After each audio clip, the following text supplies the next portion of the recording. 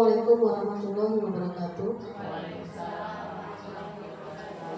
Ya, Bapak Ibu, terima kasih atas kehadirannya dalam acara pengimbasan kegiatan CGP kami tentang guru penggerak. Dapat materi yang akan saya sampaikan itu masalah pengimbasan tentang yang pertama itu masalah tentang filosofi pemikiran Ki Hajar Dewantara. Nanti akan dilanjutkan dengan nilai dan peran guru penggerak. Selanjutnya itu visi guru penggerak, dan terakhir itu budaya positif yang harus kita terapkan dalam lingkungan kelas kita masing-masing. Dan nanti pada akhirnya itu dari filosofi pemikiran Ki Hajar Dewantara itu akan menggali nilai dan peran guru penggerak. Setelah itu dari nilai dan peran guru penggerak itu akan menghasilkan visi guru penggerak, di mana nanti visi guru penggerak itu akan menanamkan dan menimbulkan budaya positif pada diri anak-anak. Itu yang akan kita capai akhirnya nanti. Baik, sebelumnya Bapak Ibu, sebelum saya lanjutkan, Ki Hajar Dewantara dari zaman dulu itu sudah menanamkan yang pertama pemikirannya tentang pendidikan adalah menuntun. Jadi pendidikan pada zaman itu menuntun, intinya menuntun segala kekuatan kodrat yang ada pada anak. Kodrat pada anak ini ada dua. Yang pertama kodrat yang ada di diri anak atau bawaan mereka dari lahir. Yang kedua kodrat zaman, yaitu mengikuti arah zamannya anak berkembang, agar mereka mencapai keselamatan dan kebahagiaan yang setinggi-tingginya. Yang kedua, pendidikan menghamba pada murid, yang mana pendidikan haruslah berpihak pada murid sesuai dengan minat, bakat, dan kemampuan anak. Yang ketiga, guru ibarat petani, sekolah ibarat lahan atau tanah, dan murid ibarat benih. Petani hanya bisa menuntun tumbuhnya benih dengan merawatnya. Stop dulu. Jangan diingat ya. Oke. Jadi yang ini tadi, pendidikan adalah menuntun. Jadi tugas kita sekarang menuntun anak. Karena apa? Karena anak itu sudah punya kodratnya. Jadi dia bukan lagi kertas putih anak itu, tapi kertas yang sudah ada gambaran, tapi gambarannya masih halus. Nah, tugas kita di sini menuntun gambaran yang halus tadi itu kita pertebal. Jadi kita sudah mengenal anak di kelas 1, contohnya kita sudah tahu anak ini sudah pintarnya ini. Nah, tugas kita yang pintarnya tadi kita mengarahkan, jadi kita menuntun anak tadi. Menuntunnya supaya jadi anak yang bakatnya bisa berkembang lebih lanjut. Itu yang pertama ya. Untuk apa? Tujuannya setelah kita menuntun anak tadi, ini tujuannya supaya pada saat mereka lepas dari pendidikan dasar, pendidikan kelanjutan, ini anak punya bisa mencapai kebahagiaannya yang setinggi-tingginya. Ini dulu tahap pertama itu pendidikan dasar di SD. Jadi pada saat mereka lepas dari sekolah kita, anak itu punya keberanian untuk apa yang ada di dalam dirinya dia bisa itu lakukan. Jadi tidak takut-takut lagi. Karena kita sudah mengarahkan apa yang dia bisa tadi, yang ada dalam dirinya, kemampuan yang sudah ada dalam dirinya, yang sudah bawaan lahir tadi, itu kita latih, kita bina sehingga bisa muncul memang benar-benar bakatnya yang keluar. Nah, dengan kodratnya alam, kita juga menuntun anak ini dengan berdasarkan kodrat zaman. Ini tadi sesuai dengan zamannya sekarang. Anak sudah mampu menggunakan teknologi, misalnya pakai HP, handphone itu kan. Jadi anak-anak kita arahkan, kita tuntun tadi. Jadi dia bisa main HP, main game, pakai HP atau utak-atik HP. Kita arahkan ke yang lebih, boleh kita ajarkan mengenal HP, mengenal laptop, tapi kita tuntun jangan sampai kebablasan. Ya. Itulah tugas kita. Jadi kita ini menuntun, pendidikan kita itu menuntun intinya. Jadi bukan sekedar mendidik lagi, menuntun dulu, menuntun supaya bakat yang ada dalam diri anak itu benar-benar keluar, benar-benar bisa tergambar pada diri anak. Yang kedua, pendidikan itu menghamba pada murid. Jadi memang benar kita nih sekarang tidak lagi gengsi gitu. Kita kan guru, bukan. Sekarang memang benar-benar kita yang nak nuruti kehendak murid itu cak mana. Karena berdasarkan kodratnya tadi, kodrat yang ada pada diri anak-anak tadi, kita nak benar-benar memahami anak tadi. Ya. Jadi pendidikan itu menghamba pada murid itu artinya anak-anak itu memang dia yang disuruh berkembang. Kita tadi sekedar menuntunnya baik, menuntun supaya anak-anak itu berkembang dengan minat dan bakat kemampuannya sesuai dengan apa yang diinginkannya. Maka dari itu sekarang tidak ada lagi yang namanya ranking. Ranking itu karena dia berkembangnya anak-anak itu tidak sama intinya. Ada yang senang gambar, ada yang senang matematika, ada yang senang olahraga. Nah itu prestasi mereka ada di bidang masing-masing. Jadi tidak ada lagi ranking yang seperti itu. Rankingnya sekarang anak yang berprestasi di bidang matematika, oh dia rankingnya dia ranking 1 dia di kelas itu misalnya. Ya. Nah selanjutnya guru itu ibarat petani. Yang tadi guru itu tadi sebagai petani. Jadi guru itu petaninya, murid tadi benihnya, sekolah ini tanahnya. Nah, supaya benih yang kita tanam tadi bagus, bagaimana caranya? Ya kita tadi harus mengolah lahannya sebaik mungkin. Sudah ditanam benihnya tadi, cak mana biar bagus? Harus dikasih pupuk, disemprot biar tidak ada hama. Ya itu tadi, jadi kita tuntun benih tumbuh tadi. Jadi itulah tugas kita, ya.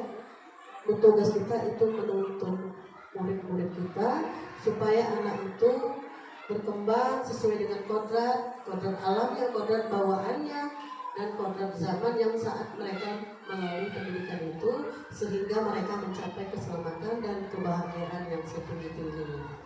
Itu yang pertama. Kita lanjut slide kedua.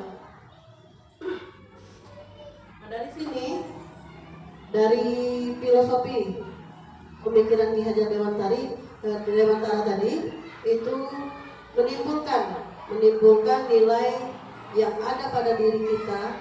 Sebenarnya kita ini sudah semua guru penggerak saya bilang kemarin, cuman kita belum dapat sertifikat ya. Karena kita sudah mulai menanamkan ini tadi, menuntun anak kita sudah lakukan ya. Menuntun anak, oh anak ini memang hobinya gambar, kita arahkan mereka. Oh anak ini matematika, sudah kita arahkan anak-anak. Tapi kita belum dapat sertifikat guru penggeraknya. Nah dari sini, dari pemikiran Ki Hajar Dewantara tadi, itu kita punya menimbulkan nilai yang ada pada guru kita, yang pada diri kita. Yang pertama itu kita harus mandiri. Ya, jadi tidak harus nunggu dari orang, dari dinas, pelatihan itu tidak salah, tidak perlu lagi. Jadi kita yang mencari bagaimana kita menimbulkan atau cara ini tadi untuk menimbulkan minat bakat anak tadi, kita cari bagaimana kita mau menyampaikan pembelajaran di kelas. Jadi kita harus mandiri. Yang kedua reflektif. Jadi setiap akhir pembelajaran kita harus refleksi, introspeksi diri. Apa sih yang kurang dari pembelajaran kita tadi? Kita buat catatan. Oh tadi sudah perlu ajarkan seperti ini, tapi anak-anak masih ada yang belum paham. Berarti aku kurang paham. Dari mana aku kurang pahamnya? Anak-anak tadi kurang paham tadi. Apa yang menjadi penyebab bahwa anak-anak belum bisa memahami pelajaran yang kita sampaikan tadi? Berarti kalau itu berarti kita ada koreksi diri intinya ya. Selain reflektif kita harus inovatif. Jadi kita harus berkarya, kita cari lagi bagaimana. Kalau model pertama kita mengajarkan anak itu misalnya matematika berhitung, anaknya bosan ya, tidak masuk pelajaran yang kurang menarik, kurang berminat anak murid tadi, berarti kita harus cari cara lain supaya pelajaran yang kita sampaikan bisa menimbulkan minat anak tadi, minat belajar anak. Kita belajar di kelas 1, seperti di kelas 1 ada alat peraga misalnya kan, kita gunakan alat peraga itu, alat peraga pendidikan yang bisa mengembangkan anak. Suruhlah mereka bermain, bisa menalarkan pemikiran mereka. Dan selanjutnya itu kolaboratif. Nah, kolaboratif ini sesama guru dulu. Nah, inilah yang namanya kolaboratif. Jadi saya dapat ilmu, saya harus mengajarkan, saya harus menularkan kepada Bapak Ibu. Ya. Jadi tidak hanya ke komunitas kita di sekolahan bukan guru-guru, tapi ada lagi satu lagi komunitas di sekolah kita, yaitu paguyuban. Ya. Di paguyuban kita juga bisa menerapkan ini. Kenapa? Karena pendidikan itu tidak hanya di sekolahan, tapi juga di rumah. Karena di sekolah cuma berapa jam? 6 jam, tidak sampai. Ya. 6 jam paling lama, sisanya pendidikan itu ada di rumah. Jadi kita bisa juga menularkan seperti ini ke orang tua. Ya. Selain itu, bentuk setelah kita ini tadi, selain dari nilai, ini ada peran sebagai guru penggerak. Ya. Nah, kita walaupun dia belum dapat sertifikat guru penggerak, kita sudah jadi guru penggerak. Dengan cara apa? Menjadi pemimpin pembelajaran di kelas. Itu yang pertama. Jadi saya mengajarkan anak-anak saya, bagaimana caranya supaya anak-anak itu senang, berminat, atau aktif di kelas. Itu yang pertama. Jadi pemimpin pembelajaran. Dengan cara tadi menuntut, jangan lupa kita harus menuntut anak-anak itu supaya bisa berkembang. Yang kedua, menjadi coach bagi guru lain. Nah, kalau ada yang belum jelas, nanti bisa tanya sama saya, cek mana bu ini, cek ini, misalnya. Pokoknya bisa komunikasi, kamu tanya jawab dulu. Yang ketiga itu mendorong kolaborasi. Kolaborasi itu yang kerjasama tadi. Jadi saya bisa mengajak Bapak Ibu, yuk kita kerjasama masalah misalnya pembuatan RPP, kita sama-sama apa sih yang bisa dijadikan media pembelajaran untuk menimbulkan minat bakat anak. Ya. Selanjutnya itu mewujudkan kepemimpinan murid. Bagaimana kita bisa menanamkan sikap kepemimpinan di kelas untuk anak-anak kita. Jadi itu tadi bisa jadi ketua kelas, cara memimpin kelompok. Jadi anak-anak itu disuruh belajar menjadi seorang pemimpin dari kelompok kecil dulu, tidak harus kelompok besar. Kelompok kecil dia bisa memimpin kelompoknya di kelas. Kelompok misalnya anak-anak kita bagi beberapa kelompok, dia bisa mengarahkan. Itu kan sudah termasuk pemimpin murid, intinya kan sesama teman. Yang terakhir itu menggerakkan komunitas praktisi. Jadi komunitas praktisi ini komunitas kita sebagai guru. Dari guru bisa ke lanjutnya ke KG. Kita yang dari kecil dulu dari sekolah kita, komunitas kita di sekolahan, selanjutnya komunitas guru di kecamatan, kalau bisa ya sampai di kabupaten nanti. Lanjut selanjutnya. Dari sini tadi, dari pemahaman tentang pemikiran Ki Hajar Dewantara, yang pertama tadi itu menuntun anak, tugas kita menuntun karena anak itu punya kodratnya, kodrat alam dan kodrat zaman. Itu dari situ kita tertanam dalam diri kita punya nilai dan peran guru penggerak. Yang selanjutnya akan menimbulkan visi guru penggerak. Kemarin kita sudah sama-sama bikin visi sekolah, ya. Visi sekolah itu tapi diambil dulu dari visi kelas Bapak Ibu. Kemarin kan kita sudah konsep, anakku mau jadi ini nantinya, anakku harus cerdas, anakku harus berkarakter. Dari sini untuk membuat visi di kelas lebih dahulu, kita harus buat pertanyaannya. Ini tahapannya. Tahapannya ada buat pertanyaannya. Buat pertanyaannya mau jadi apa anak kamu? Selanjutnya dari pertanyaan tadi ambil pelajarannya apa kira-kira yang akan dijadikan itu kita tadi, impian kita tadi. Terus kita gali mimpi anak-anak kita tadi mau jadi apa anak-anak tadi. Setelah kita gali jadi apa anak-anak, kita jabarkan rencana kita mau bagaimana. Rencana. Sudah bikin rencana, baru kita atur eksekusi untuk kegiatan pembelajaran di kelas ini. Nah, dengan cara metodenya apa? Metodenya inquiry apresiatif. Jadi di sini visinya, kalau kemarin kita sudah bikin visi mewujudkan siswa yang berprestasi, berprestasi dan yang menghadapi masa depan. Alhamdulillah kemarin dipakai di situ kemarin punya saya yang diambil. Ya, jadi kita mau menciptakan anak yang berkarakter. Berkarakter itu sudah mencerminkan profil pelajar Pancasila. Sekarang kan lagi getol-getolnya pelajar Pancasila. Sedangkan pelajar Pancasila itu banyak sudah termasuk karakter. Karakternya itu yang beriman, bertakwa, cerdas, itu sudah termasuk berkarakter. Jadi kita sudah mengarah ke profil pelajar Pancasila.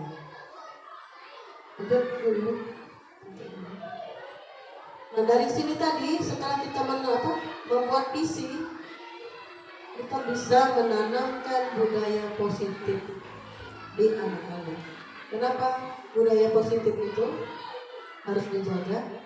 Karena kita untuk menjadikan anak yang berkarakter tadi. Karena karakter anak-anak kita ini sudah banyak yang hilang. Maka dari itu kita harus menciptakan kembali atau membiasakan kembali budaya positif pada diri anak-anak kita. Sebenarnya di sekolah kita ini sudah membiasakan budaya positif. Dengan cara apa? Apa masuk kita sudah mulai berbaris gitu depan kelas. Kalau ketemu guru kita salam, memberikan atau mengucapkan salam. Masuk kelas kita berdoa sebelum belajar, hafalan ayat-ayat pendek, terus nyanyi lagu Indonesia Raya atau lagu-lagu wajib. Kita upacara bendera, kegiatan senam, kegiatan UKS, kegiatan pramuka, Jumat Barokah, itu semuanya sudah budaya positif. Terus tolong menolong kerja bakti pembersihan sekolahan, lingkungan sekolah, ngajak anak-anak ngambil cabut rumput, itu sudah semua termasuk budaya positif. Nah, mudah-mudahan keluar dari sekolah ini anak-anak kita masih tetap seperti itu, karena sudah tertanam dalam diri mereka kebiasaan buang sampah sembarangan tidak bagus, berarti memang harus dibuang sampahnya di dalam kotak sampah. Kita mengajarkan itu, kita membiasakan itu. Insya Allah anak-anak tertanam dalam diri mereka. Jadi budaya positif ini dari tahapan Bagja tadi untuk membuat visi tadi itu diperlukan tahapan Bagja ya, supaya muncul pembiasaan positif tadi. Ya.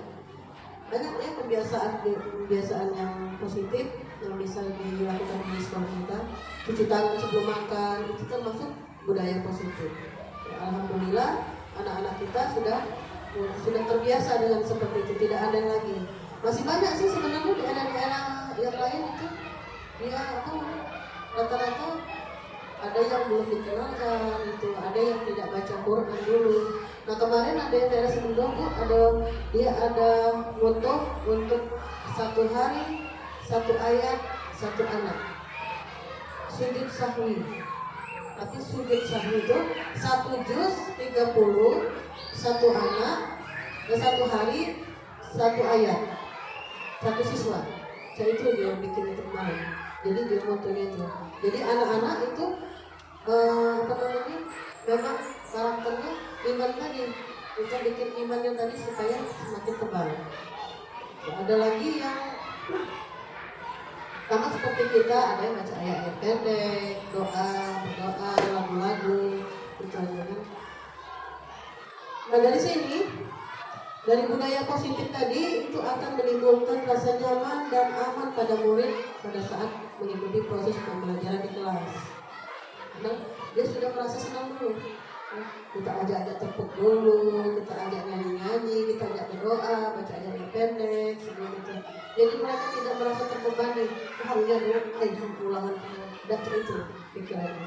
Dia merasa tertarik untuk datang ke sekolahan. Karena kita banyak cerita tadi, banyak kegiatannya yang memang benar-benar budaya positifnya. Ya. Oh, mau besok mau makan bersama di sekolahan, kan makanan sehat di sekolahan. Dia kan mungkin jarang makan di rumah karena sibuk main tadi. Kita ini tadi anak-anak bisa di rumah. Satu lagi itu yang harus diilikan, mulai kita itu kan lagi kemarin program kita yaitu mengajak orang tua ya, mengajak orang tua untuk mengajar di sekolahan dengan profesinya masing-masing. Nah itu kan bisa menambah minat anak. Bisa, oh berarti kalau jadi tukang jahit ini ceritanya, tapi kan dia bisa mengenal jadi tukang jahit ini. Oh kalau yang pintar masak bisa jadi tukang masak kopi. Siapa tahu dia minatnya ada yang minat masak, ya. Jadi dia bisa seperti itu. Selain itu, budaya positif juga dapat mendorong murid untuk mampu berpikir, bertindak, dan mencipta sebagai proses memerdekakan dirinya, sehingga murid lebih mandiri dan lebih bertanggung jawab. Jadi tadi, dengan budaya positif yang kita biasakan, anak-anak itu jadi lebih terbuka pikirannya. Yang mereka biasanya semua ke sekolahan, tapi dia cuma itu bayar. Mungkin dengan budaya positif yang baru-baru yang bisa kita kenalkan ke anak-anak, lebih bisa menambah semangat mereka untuk mengikuti pembelajaran di kelas. Terus kita juga bisa bikin alat pelajaran yang mendidik edukasi, ada APE, alat pembelajaran edukasi yang kira-kira apa, misalnya kalau di kelas 1 misalnya masuk-masukkan alat bangun ruang ke dalam seperti ini, ada ya buat tabung, dimasukkan di tabung, misalkan itu kan termasuk itu. Gak apa-apa kan, Bu, mau beli itu gak apa-apa, silahkan. Kalau ketemu yang alat-alat edukasi yang di luar, kita bisa beli, ya kita beli dulu, nanti laporan ke sekolah, gak apa-apa, untuk menunjang pembelajaran di kelas intinya. Mau beli itu Bu, di kelas tinggi misalnya kan, gak mungkin kita kalau makhluk hidup nak bawa gajahnya kan gak mungkin. Kita beli itu dulu gak apa-apa, beli dulu Bu Yulita misalnya. Bukan tidak beli hewan-hewan. Kan anak-anak sekarang tidak ada lagi ketemu gajah di jalan kan. Harus nak jenguk itu dulu. Boleh. Ini alat edukasinya. Bisa dipakai itu Bu Yulita seperti itu. Bikin ekosistem. Saya dulu ngajar di kelas 6, saya bikin ekosistem ini apa namanya, lingkungan hutan. Jadi di hutan itu kita gambar pohon-pohon atau ada pohon-pohon kita beli, ada kan yang miniaturnya kan, ada hewan. Nah di situ hewannya apa yang biasa yang ketemu di hutan? Hewannya pasti binatang buas. Nah itu bisa anak-anak itu bikin seperti itu.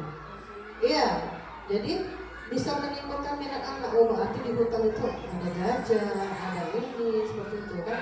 Kalau kita nak datangkannya kan tidak mungkin lagi sekarang. Yang paling kita nak tunggu di hutan rimbo gitu kan. Sedangkan sekarang hutan rimbo kita juga ada kecil lagi. Nah jadi nak ke daerah Pagaralam situ, nak daerah Bengkulu baru ketemu harimau. Ya dah. Di sini tidak mungkin kita ketemu harimau, dia takutan. Ada kecil lagi di sini kan. Paling daerah Sumbar dan Ngado. Tidak mungkin juga kita nak ngajak anak-anak sana. Ya, resikonya lebih tinggi. Kecuali kalau kita ke kebun binatang. Selain itu, budaya positif tadi itu bisa menciptakan anak memerdekakan diri dengan budaya positif tadi. Oh, buang sampah tadi tidak harus nak disuruh terus, berarti dia sudah punya kesadaran dengan budaya positif tadi. Oh, yang sampah ini ke sini. Oh, yang kertas tadi mereka sudah bisa memilah. Jadi sudah berpikir, otak mereka sudah bisa bekerja. Itu yang dan lebih mandiri dan bertanggung jawab. Jadi anak-anak sudah bisa menanamkan tanggung jawabnya tadi ke dalam diri, sudah melatihnya untuk lebih mandiri dan lebih bertanggung jawab. Jadi inilah budaya positif yang harus kita tanamkan ke anak-anak dari sekarang untuk bekal mereka menghadapi masa depan. Karena kalau terus terang sekarang anak-anak, kebiasaan mereka yang kalau dulu anak-anak sekarang lari-lari depan guru kan. Nah kita biasakan lagi. Nah kalau anak itu depan orang tua tidak ada guru, kepada orang tua kamu atau nenek kamu, kalau lewat depan mereka kita harus duduk atau dikit, apa itu kebiasaannya. Jadi bisa kita kasihkan pemahaman ke anak tadi. Dari keluarga juga seperti itu. Makanya tidak hanya guru yang bertugas seperti ini sebenarnya. Orang tua juga harus jadi penggerak menanamkan budaya positif tadi ke anak-anak. Lanjut Bu.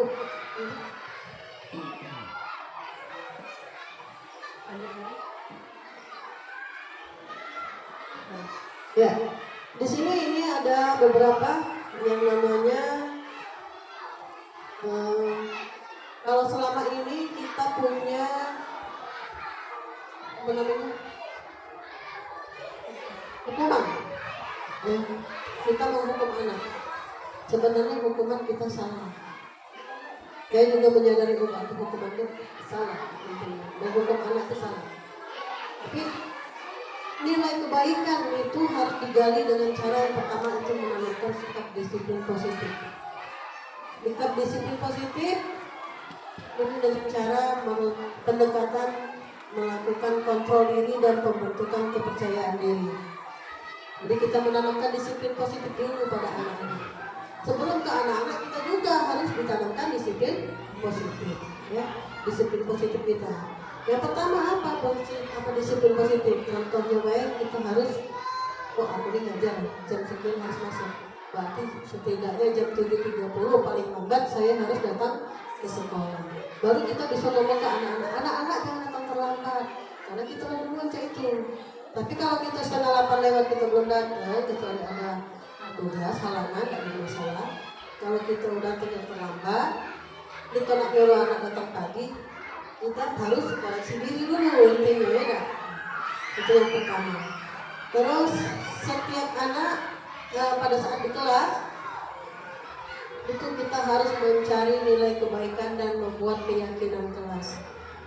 Kenapa keyakinan kelas? Kalau dulu kita namanya peraturan kelas, sekarang tidak boleh lagi peraturan kelas. Karena kalau ada peraturan pasti ada sanksinya. Nah, tapi kita ada nilai kebaikan dan keyakinan kelas.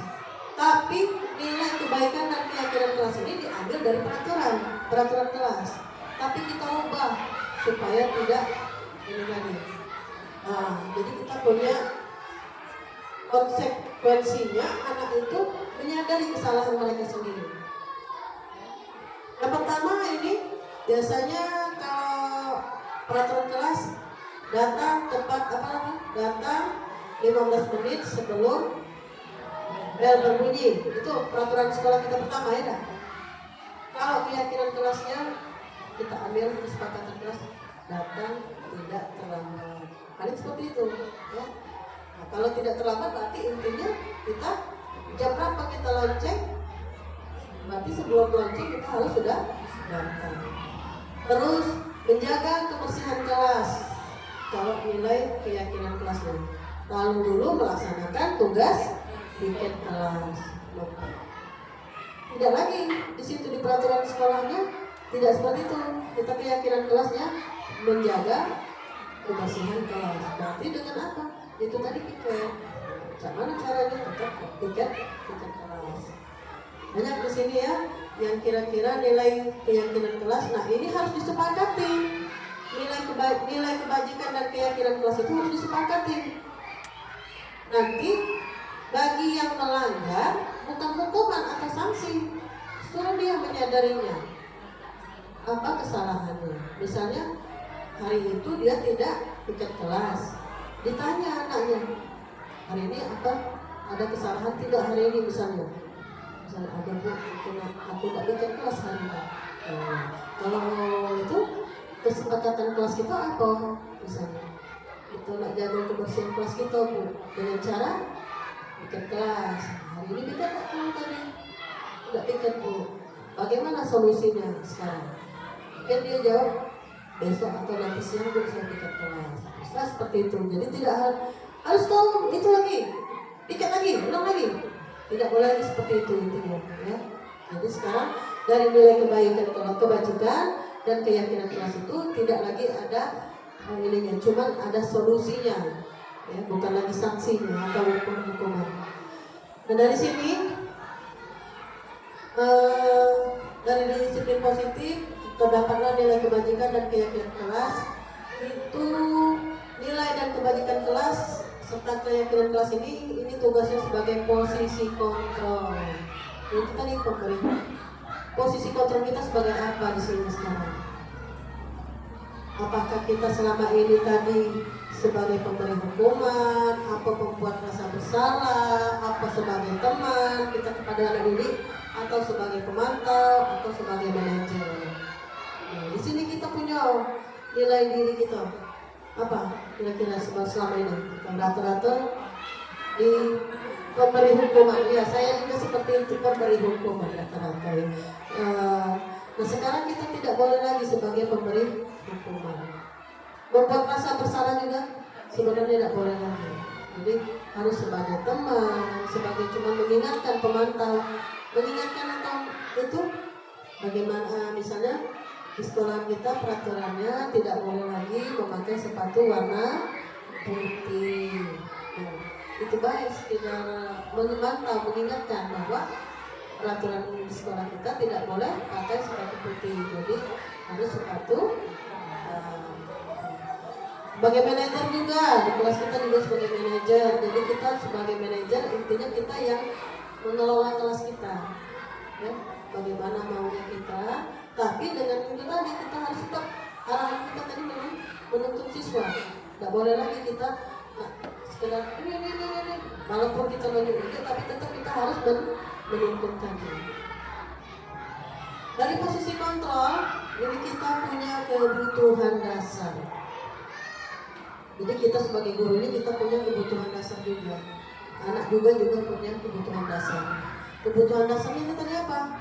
Kebutuhan dasar yang pertama bertahan hidup.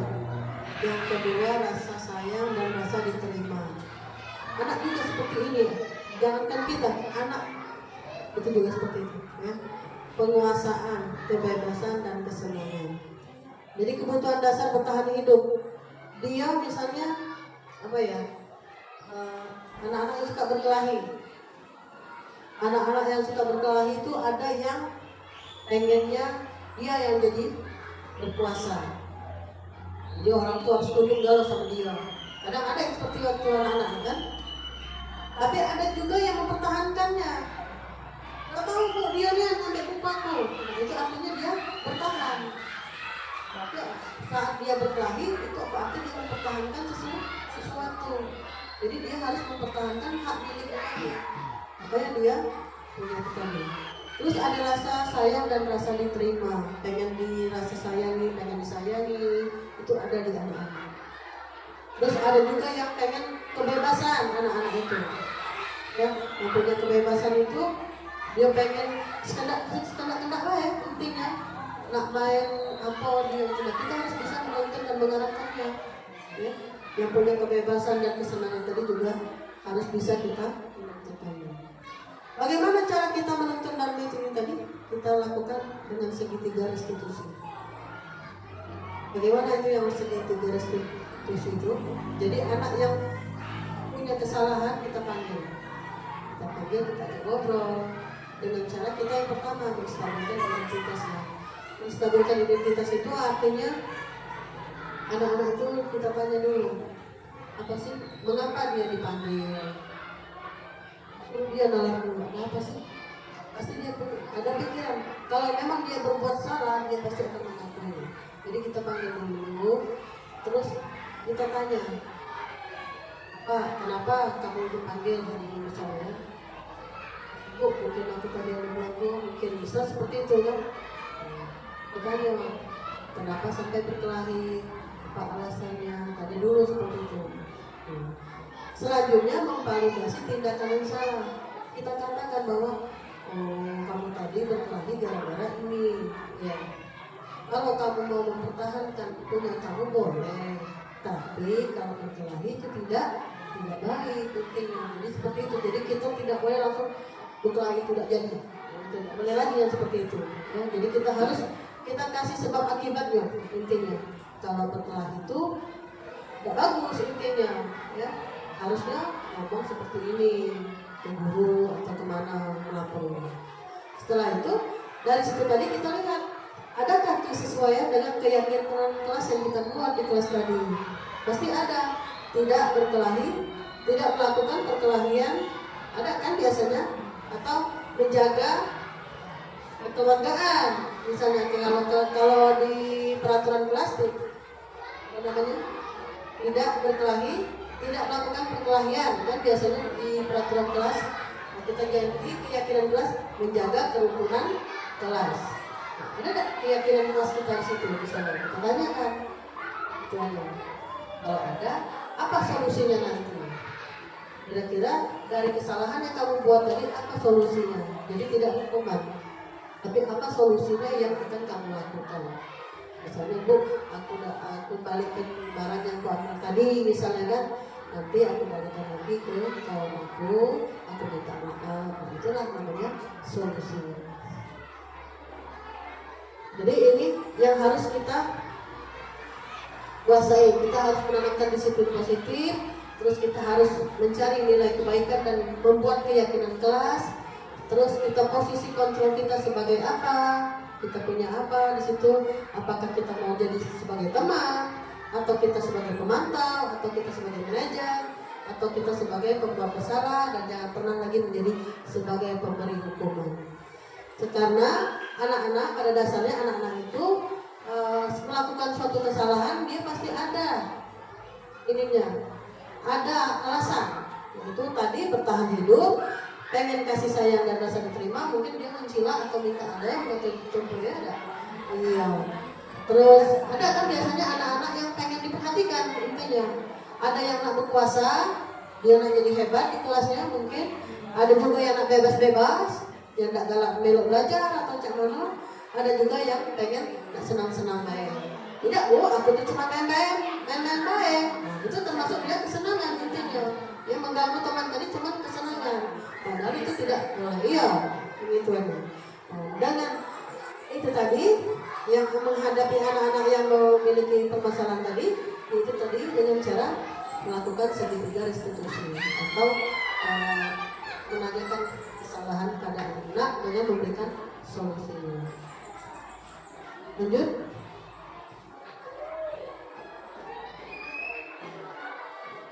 Jadi di sini nanti boleh diterapkan oleh Bapak Ibu di kelas masing-masing. Jadi kita jangan lagi sebagai pembuat rasa bersalah atau penghukum. Silahkan kita sebagai manajer, sebagai teman, paling seperti itu. Ya, pemantau, boleh seperti itu. Jadi dengan menanamkan budaya positif di kelas kita, terutama di diri kita akan mendapatkan keyakinan kelas supaya kita tidak lagi sebagai posisi kita sebagai penghukum atau pembuat rasa bersalah. Oke.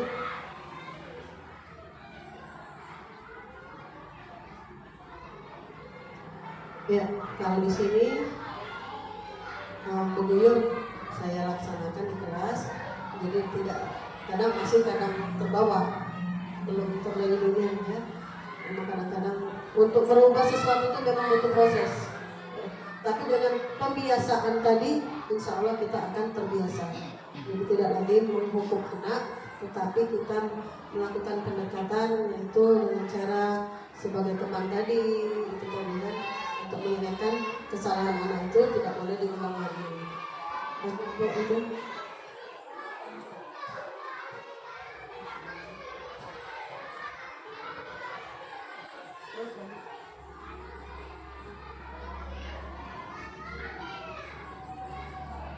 Jadi di sini pengalaman menurut saya hal baik yang sudah dilakukan di lingkungan sekolah itu yang pertama kita sudah menanamkan disiplin positif, adanya nilai-nilai kebaikan dan keyakinan kelas walaupun kita masih pada peraturan kelas intinya, tapi nanti kita rubah, terus nanti kita ganti itunya bukan lagi peraturan tapi keyakinan kelas.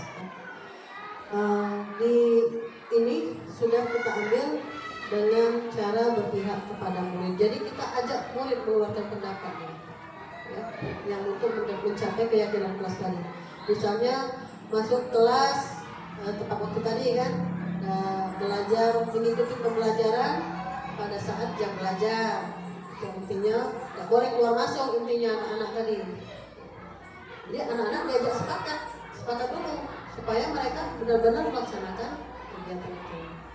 Terus yang perlu diperbaiki di diri saya sendiri, terutama saya, posisi kontrol saya sebagai guru selama ini cenderung menghukum. Memang benar ya, sebagai membuat rasa bersalah. Memang benar itu. Nah sekarang posisi kita harus sebagai seorang manajer, sebagai teman, dan sebagai pemantau. Jadi kita mulai saat ini kita coba kita berubah, walaupun sulit berubah, tapi kita perlahan belajar kita merubah kebiasaan-kebiasaan yang tidak baik.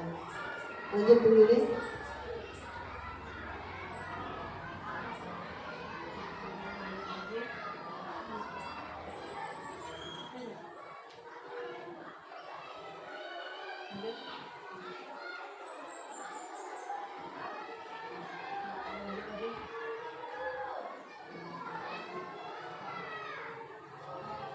Di sini.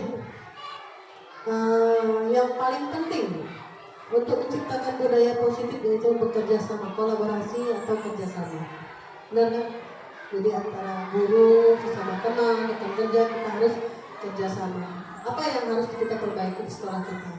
Jadi kalau kita sudah kerjasama, kita insya Allah kita bisa menanamkan budaya positif di sekolah kita. Serta didukung dengan sarana dan prasarana. Ya, alhamdulillah sarana dan prasarana sekolah kita ini sudah mulai mencukupi.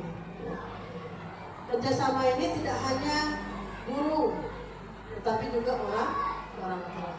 Percuma kita nanamkan nilai budaya positif di sekolah, tapi orang tua tidak pernah mengajarkan, juga percuma. Seperti menimba air dalam botol yang pecah. Nah, jadi antara guru juga kita harus memberikan pemahaman. Kita biasakan lah, Pak Bu, di rumah juga kita harus biasakan bahwa budaya positif itu seperti ini. Biasakan anak-anaknya seperti itu. Karena kalau kami mengajarkan Bapak Ibu tidak pernah membiasakan, juga percuma intinya. Masuk tapi sedikit yang diterimanya anak-anak. Di sekolah dia bisa bersikap seperti itu, di rumah dia kebablasan. Takutnya seperti itu. Jadi kita harus kerjasama. Tidak hanya kerjasama sama rekan guru, tapi juga kerjasama dengan orang tua. Nah, di sini juga sarana prasarana kita juga sudah mulai mendukung untuk kegiatan kita di Antaroka sudah ada, ya. Ininya sudah lengkap, lumayan lengkap kita. Perpustakaannya juga sudah bagus, kita sudah bisa dipakai untuk anak-anak. Selain itu sekolah kita juga harus aman dan nyaman. Nah, aman dan nyaman ini itu tadi. Kita sudah belok sekolah Adibiata, nanti sekolah ramah anak.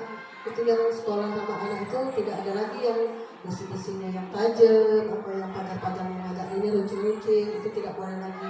Sudut meja juga tidak boleh lagi yang runcing-runcing, harus didempulkan atau belok-belok di depan ya.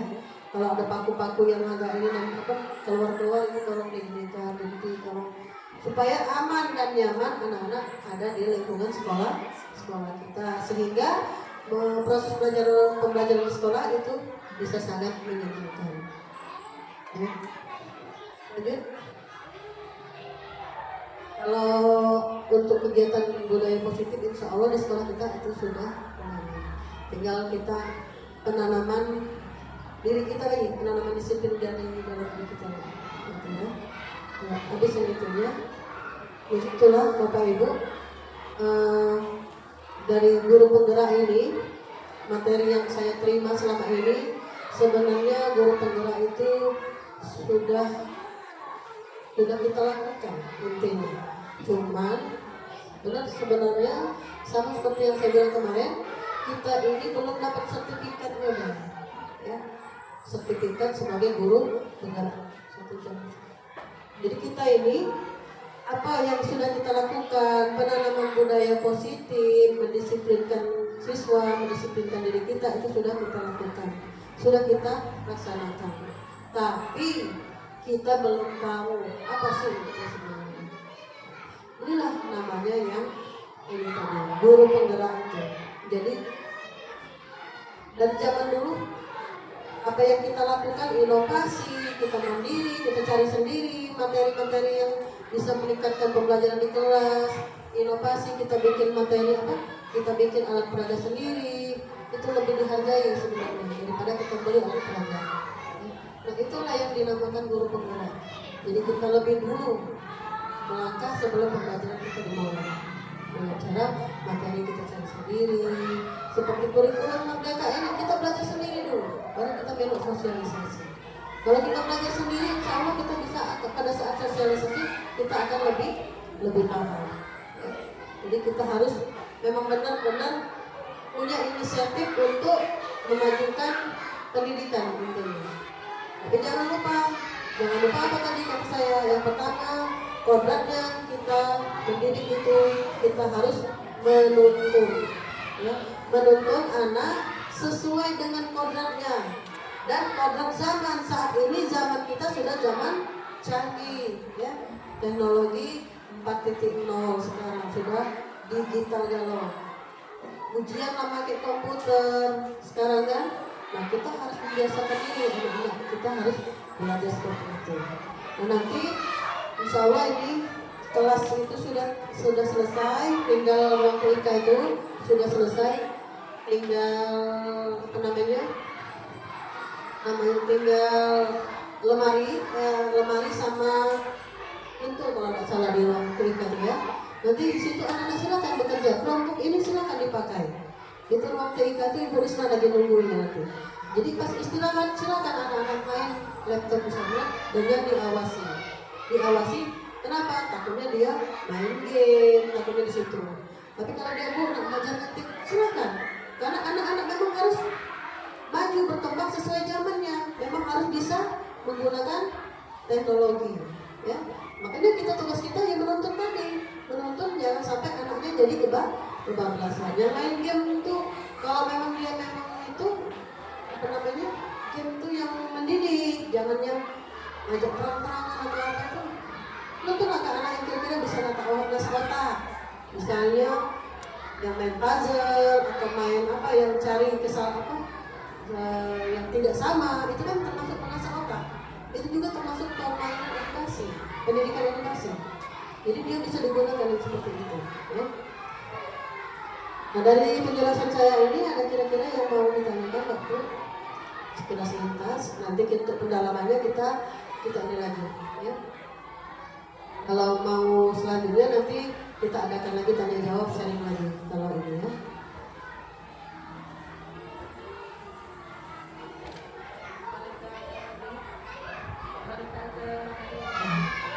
Ya. Jadi untuk tahun depan bagi guru-guru yang seperti Ibu Syani, silakan dapat Kompo Yunita 2 tahun harus ya. Itu ada program begitu ini, tujuannya apa namanya? Bisa mengenalkan seperti ini. Ini terus terang saya bikin kanva ini belajar sendiri. Kayak apa? Utak-atik. Kalau ibu kan capcut biasanya itu. Nah saya kanva ini karena tidak hanya lagu-lagu, tapi dia ada kata-katanya, ada ininya, ada gambar-gambar yang seperti itu dimasuk-masukkan lagi. Ini belajar sendiri Pak Bu, berapa harinya? Pertama belajar bikin sedikit gambarnya. Nah, sekarang sudah lumayan banyak bisa menggerakkan ini, dicari. Memang ada yang berbayar biasanya kan, tanpanya ada yang berbayar. Kalau dia mau diklik, saat mau nge-share diklik ada bacaan RT-nya atau ada gambar uangnya, berarti dibayar. Nah gambar-gambar seperti ini Bu, ini ada yang berbayar. Ya, nah, nampilkan seperti ini, ya kapan lagi nampil, dikirim di YouTube lagi. Iya, walaupun belum banyak yang nonton, tapi lah nampil di YouTube. Jadi kita sudah punya itu, tinggal vlog lagi vlog itu mau tambahan lagi itu. Ya, kita belajar sama-sama bisa nge-vlog gitu aja. Ya. Jadi belajar ini kan termasuk kita harus menyesuaikan zaman juga. Anak-anak mungkin dengan ini menarik. Ibu anak atau Ibu bisa gambar apa, nampilkan pakai infokus, tidak apa-apa. Anak-anak belajar sesuai dengan zamannya. Zaman teknologi, kalau kita zaman kita dulu kan pakai tulis terus. Sekarang sudah seperti ini, sudah bikin alat pembelajaran seperti ini. Karena dengan mungkin nak ngajak ke kebun binatang, tadi saya bilang susah. Nak nengok sawah, mungkin lah jauh kita nak nengok sawah. Dekatin lagi sawah sama ladang gitu. Ada kebun karet, kebun sawit kita punya.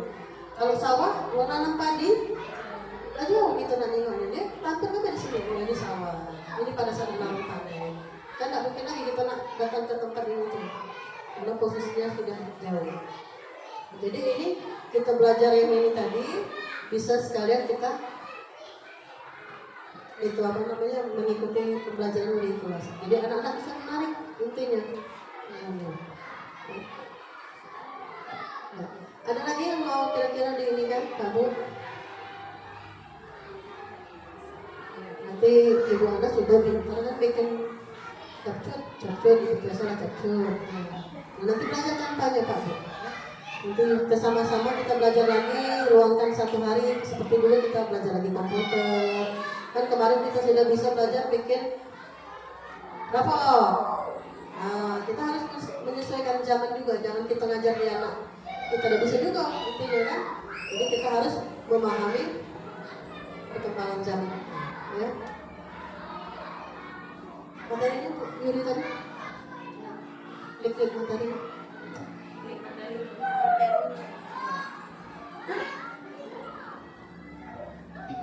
Ini PPK ini yang ibu kemarin, ibu Mas ini, itu fasilitatornya dari OI, belajar di SMA unggulan ibunya, tapi dia tinggal di Palembang.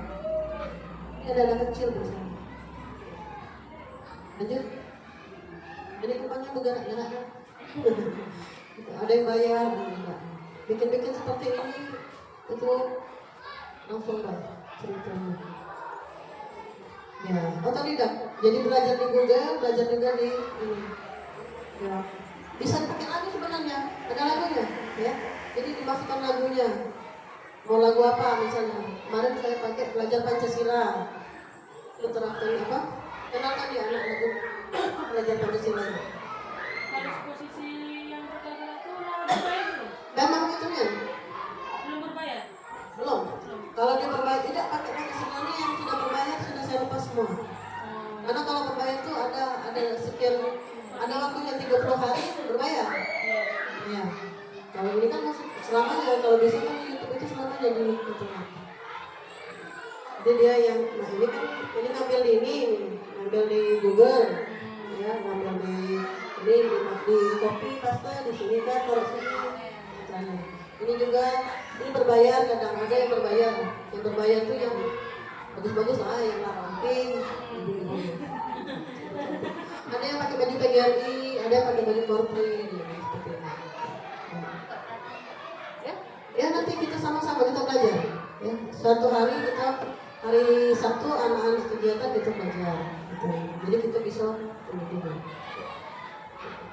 Jadi tulisannya juga macam-macam. Gitu. Mudah dari laptop Bu atau Kalau lihatnya sebenarnya mudah, kalau di laptop tuh enak nulis. Enak nulis. Karena kalau di HP kan sudah kalau hubungan mungkin salah kata-kata.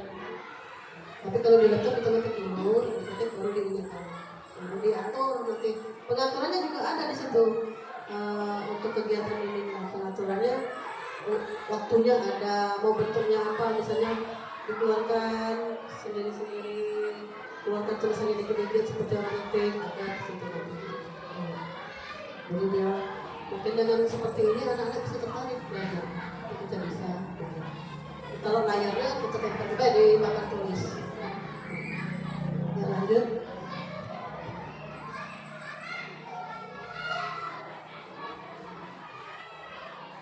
Semakin sering kita menggunakan ini, pakai ini, semakin paham gitu intinya. Ya. Kalau jarang digunakan, agak lemah juga.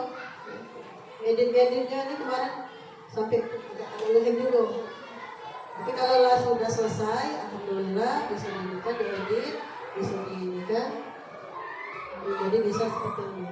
Jadi kita harus bisa, kita lebih dahulu kita harus bisa mengikuti kodrat zaman tadi, ya. jangan sampai ketinggalan sama anak-anak. Anak-anak itu rata-rata bisa program capcut, TikTok, dia bisa kalau kayak gitu. Kita ambil yang ini, kita tanpa ini banyak gunanya. Mau bikin selebaran juga kita bisa di sini. Selebaran untuk sekolah. Seperti apa namanya? Brosur. Ada. Jadi kalau mau itu klik kita di tanpa, buka Google tanpa, keluarkan dalam itu di tadi. Kita bukanya di Google Chrome. Di Google Chrome kita klik tanpa. Jangan lihat ini tadi. Nah, klik tanpa. Nanti di tanpa ini banyak. Mau apa? Di sini banyak desainnya ke atas tadi, ke atas tadi. Ini sudah semua, punya saya semua. Sudah banyak. Ini. Sudah masuk. Enggak di sini. Buka di tanpa. Nah, home ya. Nah, di sini kita mau proyeknya apa? Apa turun ke bawah dulu.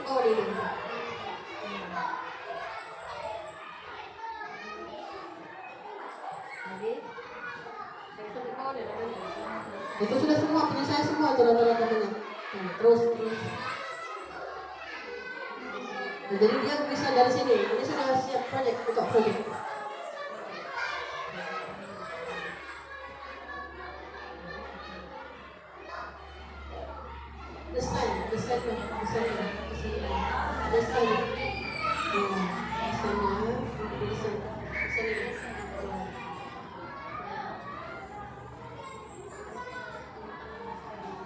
Itu ada yang di atasnya sekali. Buka dulu. Buka apa? Jadi kita klik di situ nanti mau bikin apa. Nah, sini. Ini dokumen. Nah, ini tombol presentasi, dokumen, ada video nanti. Lihat kan? Tuh, poster, mau bikin poster. Nah, ini video. Jadi video ini bisa kita masukkan video kita. Di hari ini sudah bikin video, hari ini mau bikin ini lagi dimasukkan ke video, masih di-upload di YouTube nanti. Nah, tugas kalau apa? Guru penggerak ini banyak.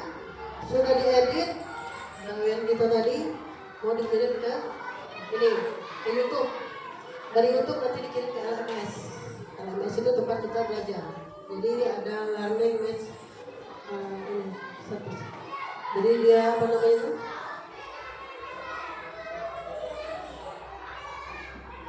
Dari sini bisa kita klik videonya. Coba lihat itu, mau buka video misalnya video.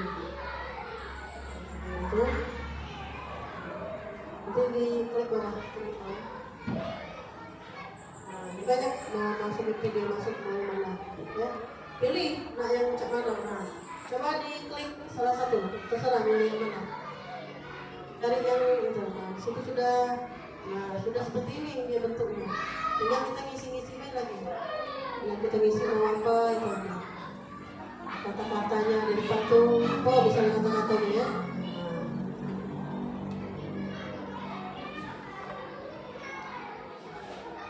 Ini kita belajar ya, itu asik sih sebenarnya itu aja. Misalnya ada nih,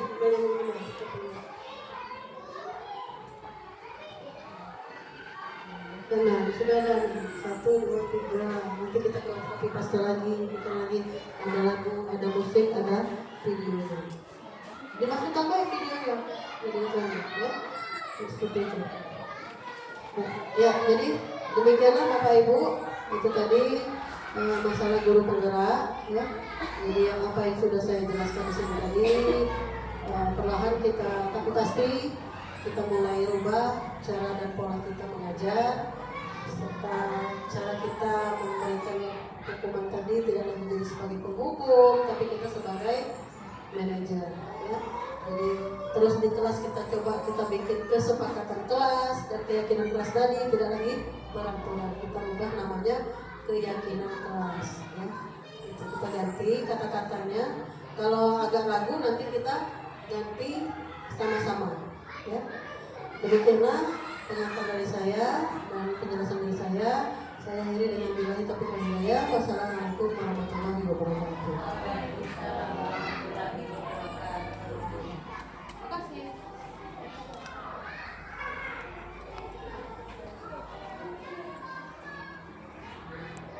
Baik, Bagus ya, selesai. Terima kasih atas kajian Bapak Ibu.